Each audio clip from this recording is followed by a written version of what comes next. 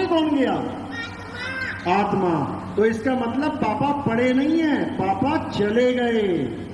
मेरी मम्मी हमसे दूर चली गई, यानी जो पड़ा रह गया वो मम्मी नहीं थी। यानी जिसको तुम घर जाके मम्मी मम्मी मम्मी कर रहे हो वो मम्मी नहीं है। वो कौन है? मम्मी का शरीर, आत्मा नहीं। वो मम्मी का शरीर है जिसको तुम देख रहे हो। और जो असल में मम्मी है, जो असल में तुम्हारे पापा हैं, वो तुम्हें दिखाई भी नहीं दे रहे। वो तुम्हें दिखाई नहीं दे रहे हैं क्योंकि आत्मा कभी दिखाई नहीं देती। तो जो पापा है, मम्मी है, वो है आत्मा। और जो उस आत्मा ने कपड़े पहन रखे हैं वो है शरीर। कितने प्रकार के कपड़े हैं इस दुनिया में? कपड़े लेने जाते हो ना, कितने प्रकार के कपड़े हैं दुनिया में? जब तुम पैंट लेने जाते हो, जीन्स, तो दुकान पे जाते हो, कहते हो मुझे जीन्स दे दो। वो क्या बोलता है? कौन सी चाहिए, लेडीज या जेंट्स? यानी दो प्रकार के कपड़े हैं, लेडीज और जेंट्स। ये तो हो गए कपड़ों का खेल। और जो हमारे शरीर हैं वो कितने प्रकार के हैं? एक लेडीज है, एक जेंट्स है और एक नपुंसक। सड़कों पे देखा ना, जिसको आप लोग क्या बोलते हो? नपुंसक को क्या बोलते हो? किन्नर। किन्नर बोल देते हो। सड़कों पे मांगने आते हैं, या किसी के बच्चा हुआ गांव में तो तालियां बजा बजा के मांगेंगे। वो भी एक शरीर है, लेकिन ना तो वो आदमी का शरीर है ना वो औरत का शरीर है, यानी तीसरे नंबर का शरीर है। स्त्री, पुरुष, नपुंसक। तो ये जो शरीर हैं, इन सबको चलाने वाली आत्मा है। और वो आत्मा अजर, अमर, अविनाशी है। उसका ना तो कभी जन्म होता है और ना ही उसकी कभी मृत्यु होती है। अब जो सनातनी होता है, सनातनी, वो कौन है? जो उस आत्मा की पूजा करे, जो उस आत्म देव को पूजे। तो सबसे बड़ा सनातनी कौन है जिसने आत्मा के बारे में सबसे ज्यादा बताया? वो है कृष्ण जी। आप कृष्ण जी की गीता पढ़ोगे, उसमें कृष्ण जी ने क्या समझाया? हे अर्जुन, ये आत्मा अजन्मा है, नित्य है, शाश्वत है, पुरातन है। ये आत्मा ही सत्य सनातन है। नैनम छिंदंती शस्त्राणि, नैनम दहती पावका, न चैनम क्लोदंतापे, न शोषति मारुता। कि हे अर्जुन, जो इस आत्मा को जान लेता है, जैसे ये बच्चे जा रहे थे, जाने दो कोई बात नहीं। अब ये बच्चे जो जा रहे हैं, इनके लिए इस ज्ञान का कोई मतलब नहीं है। बिल्कुल उसी तरह जैसे एक टीचर बच्चों को क्लास में पढ़ाता है। अब वहां वो बच्चे जा नहीं सकते ऐसे, तो वहां कौन जाता है? उनका ध्यान। यानी क्लास में बैठे हैं, टीचर भी दिखाई दे रहा है, ब्लैक बोर्ड भी दिख रहा है, चौक भी चल रही है, लेकिन ध्यान कहाँ है? खेल में। मैं जाके क्रिकेट खेलूंगा, मैं कंचे खेलूंगा, मैं खेतों में घूमूंगा, आम तोड़ने जाऊंगा। तो पूरा साल वो बेचारा क्लास में बैठा हुआ भी बाहर रहता है। तो वो क्या होगा लास्ट में? पास होगा कि फेल? फेल होगा। इसी प्रकार जो ज्ञान आप अभी समझ रहे हो, अगर आपने ये अच्छे से समझ लिया तो आपका जब अंत समय आएगा, अंत समय यानी मृत्यु आएगी, तब आप फेल नहीं होंगे। और जो नहीं सुनेगा वो फेल हो जाएगा। तो इसी को समझना है। हमारे देवी देवता देखोगे आप, सब भक्ति कर रहे हैं। भोले शंकर को देखोगे, भक्ति कर रहे हैं। अरे वो तो भगवान है, उनको भक्ति करने की क्या जरूरत है? जो खुद ही भगवान है, जो खुद ही देवों के देव महादेव हैं, अगर वही भक्ति करेंगे तो फिर भगवान कौन है? क्योंकि भक्ति भगत करता है, भगवान नहीं करता। भक्ति कौन करता है? भगत करता है। भगवान को भक्ति करने की क्या जरूरत है? किसकी भक्ति कर रहे हैं भोले शंकर? पता है किसी को? भोले शंकर कैलाश पर्वत पे बैठ के भक्ति कर रहे हैं, युगों युग बीत जाते हैं, आखिर वो किसकी भक्ति कर रहे हैं? कभी सोचा है? नहीं सोचा? तो आज आपको उसका नाम बताते हैं कि आखिर भोले शंकर किसकी भक्ति कर रहे हैं। विष्णु जी कमल का फूल लेके शेषनाग के ऊपर ध्यान लगा के बैठे हैं, लेटे हुए हैं, किसका ध्यान लगा रहे हैं?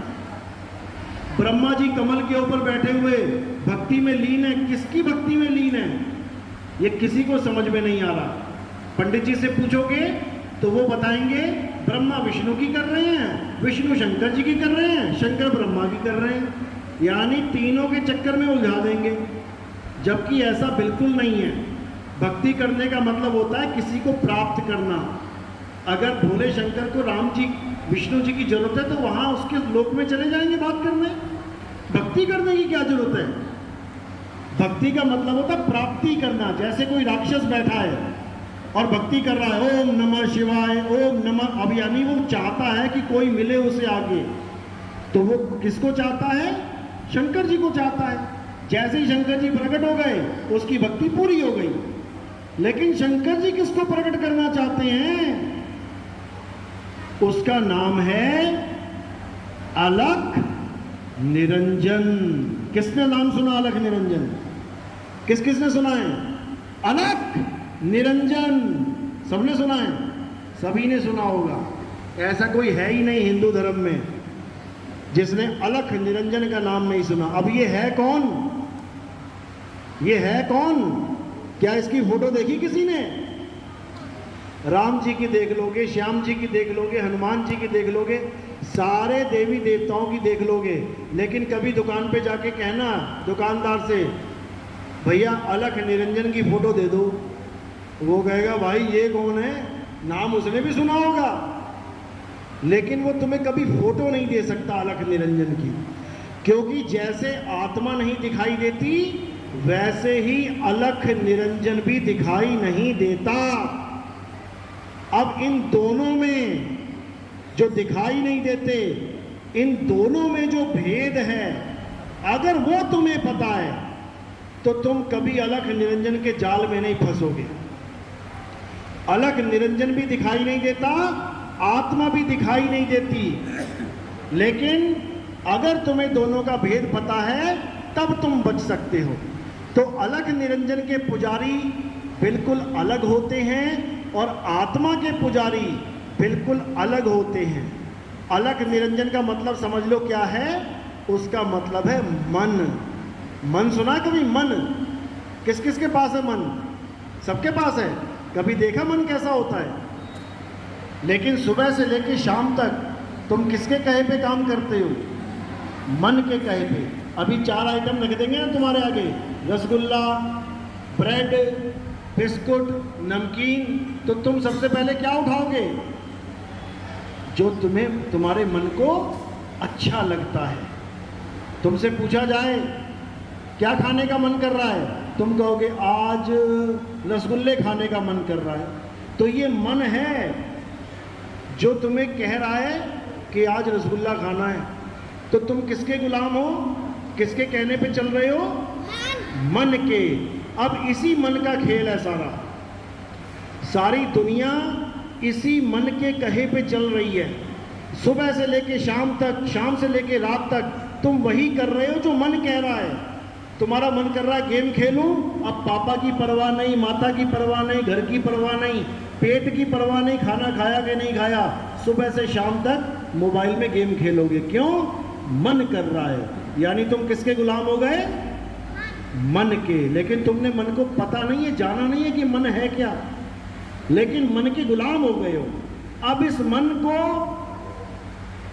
खत्म कौन करेगा? राम ने किसको खत्म किया था? रावण को। कृष्ण ने किसको खत्म किया था? कंस को। हिरण्यकश्यप को किसने खत्म किया था? नरसिंह अवतार ने। ऐसे ही कल्कि भगवान, कल्कि अवतार, नाम सुना है कल्कि अवतार? कौन है? विष्णु जी के 10वां अवतार। जिनकी तुम पूजा कर रहे हो वो विष्णु जी के अवतार बीत चुके हैं, वो जा चुके हैं। अब जो आने वाले हैं वो कौन है? कल की अवतार। तो वो क्यों आएंगे? कारण क्या है? राम के आने का कारण पता है, रावण को मारना। कृष्ण के आने का कारण पता है, कंस को मारना। कल की अवतार किसको मारेंगे आके? हैं? मन को मारेंगे। जिस मन ने तुम्हें गुलाम बना लिया है उसकी गुलामी से तुम्हें आजाद करवाएंगे। केजीएफ फिल्म देखी है? केजीएफ किस किसने देखी? उसमें किसी ने गुलाम बना लिया था ना मजदूरों को। सुबह से लेकर शाम तक बेचारे काम कर रहे हैं, ना दिहाड़ी मिल रही है ना कुछ मिल रहा, बस खाने को टूटी फूटी रोटी मिल जाती है और बेचारे गरीब के गरीब। तो कौन आ रहा है वहां पे छुड़ाने के लिए? तो ऐसे ही एक अवतार आएगा, विष्णु जी का 10वां अवतार, उसका नाम है कल्कि अवतार। और वो तुम्हें गुलामी से तुम्हारे सारे बंधन काट देगा और तुम्हें हमेशा के लिए आजाद कर देगा। लेकिन उसको आजाद करेगा जिसको लगे कि मैं गुलाम हूं। यहां तो सारे ही राजा बने पड़े हैं। अब इन बच्चों को बाहर भेजा, ये खुद गए या किसी ने भेजा? खुद गए। तुम नहीं चले गए खुद? किसने भेजा? मन ने। ये यहां बैठ भी नहीं सकते, इनका मन में उथल पुथल होने लगी। अरे नहीं नहीं नहीं नहीं, ये क्या बोल रहे हैं, मुझे सुनने में समझ में नहीं आ रहा। उठो उठो, चल बेटा उठ, बाहर जा, बाहर अच्छी हवा चल रही है, बाहर खेलेंगे, ये करेंगे वो करेंगे। किसने? मन ने। क्यों? क्योंकि वो नहीं चाहता कि कोई उसकी गुलामी से आजाद हो जाए। कोई नहीं चाहता कि उसका ग्राहक टूट जाए। तुम्हारी दुकान हो ना, तुम कभी नहीं चाहोगे मेरी दुकान का एक भी ग्राहक मेरी दुकान छोड़ के चला जाए। इसी प्रकार ये काल, ये मन, ये अलख निरंजन कभी नहीं चाहता कि एक भी जीव, एक भी बच्चा मेरे जाल से निकल जाए। तो वो क्या करता है? वो उसको सत्संग से ही बाहर निकाल देता है कि बाहर ले जाता हूं, सुन ही नहीं पाएगा कुछ भी, कभी समझ ही नहीं पाएगा कि मन होता क्या है। और कबीर साहब क्या कह रहे हैं? मन के हारे हार है और मन के जीते जीत। अगर तुमने इस मन को समझ लिया कि ये कैसे मुझे नचा रहा है। आज जेलों में देखो कितने लोग बंद हैं। पता है क्यों बंद हैं? क्यों? क्योंकि उन्होंने अपने मन के कहे काम कर डाले। गुस्सा आया, लड़ाई झगड़ा हुआ, मन ने कहा गोली मार दे इसे, निकाला बंदूक, गोली मार दी। मन ने कहा पत्थर से सिर फोड़ दे, बिना सोचे समझे पत्थर उठाया, सिर फोड़ दिया। तो कहां चला गया? जेल में। अब रो रहा है बैठ के, अरे बाबूजी बड़ी गलती हो गई, पता नहीं कैसे बुद्धि भ्रष्ट हो गई, अरे सोचने समझने की ताकत खत्म हो गई, अरे पता नहीं क्यों कत्ल कर दिया मैंने। किसके कहे पे किया? मन के। तो जितना भी खेल है ये सब मन का खेल है। तुम्हें सुबह से शाम तक मन ही नचाता है। घर में बैठे बैठे एकदम उथल पुथल कर देगा, कहेगा नहीं बाहर चलो, पापा डांटेंगे, बाद में देखी जाएगी, पहले बाहर जा, पहले घूम के आ। तो इस मन के खेल को समझना है। ये मन के हारे ही हार है और मन के जीते ही जीत है। तो जो कल्कि अवतार आएंगे सबको पता है, पूरे हिंदू धर्म को पता है कि कल्कि अवतार आएंगे। किसी भी बड़े से बड़े पंडित को पूछ लेना कि कल्कि अवतार मारेंगे किसे, राक्षस का भी तो नाम बता दो। अगर अवतार आएगा तो कुछ करने आएगा ना, किसको मारेगा आके? एक भी आदमी तुम्हें नहीं बता पाएगा कि किसको मारेगा, क्योंकि किसी को पता ही नहीं है कि इस बार राक्षस है कौन। और इस बार जो राक्षस है वो एक नहीं है, वो जितने शरीर हैं उतने ही राक्षस हैं, क्योंकि सबके अंदर मन बैठा है। सबके अंदर, इस शरीर के अंदर मन बैठा है। वही कली कली नाम है उसका, कली, कली काल, कली काल।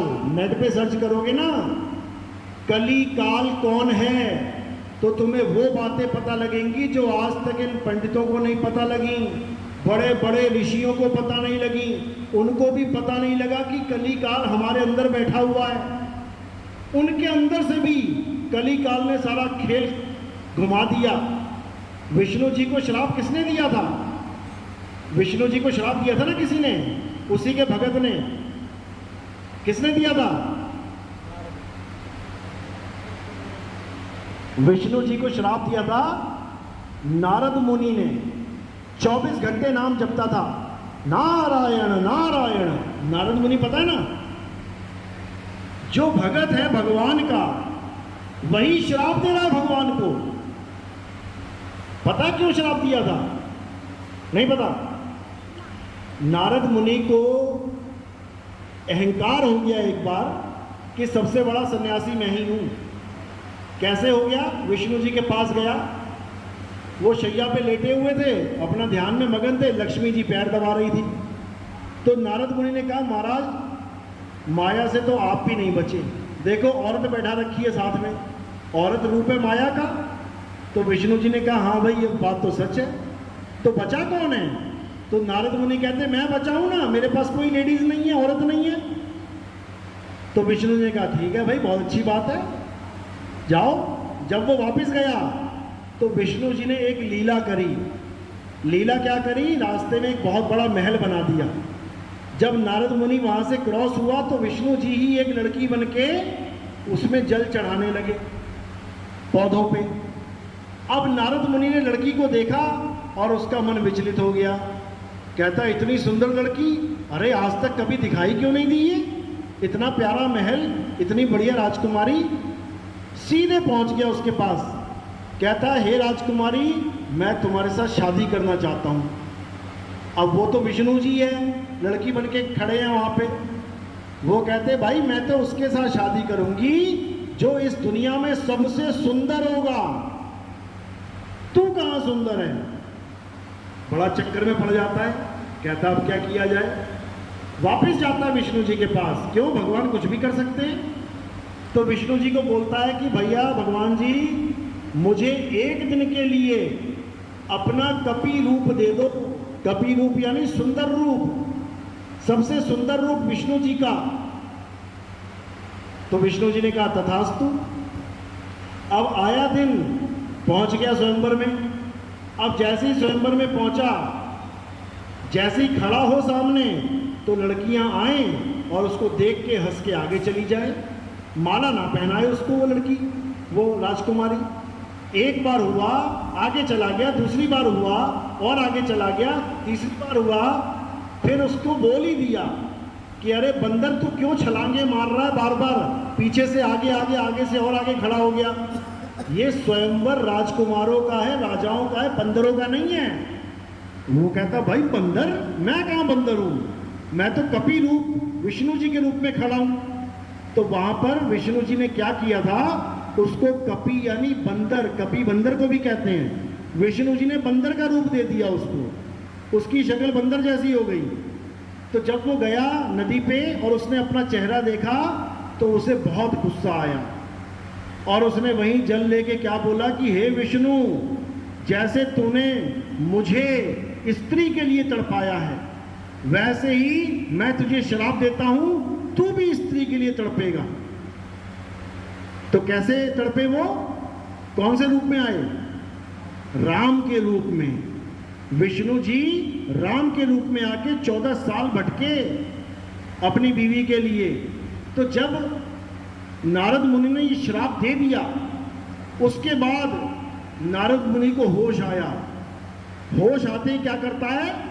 प्रभु के चरणों में गिर जाता है। अरे प्रभु, अरे ये अनर्थ कैसे हो गया?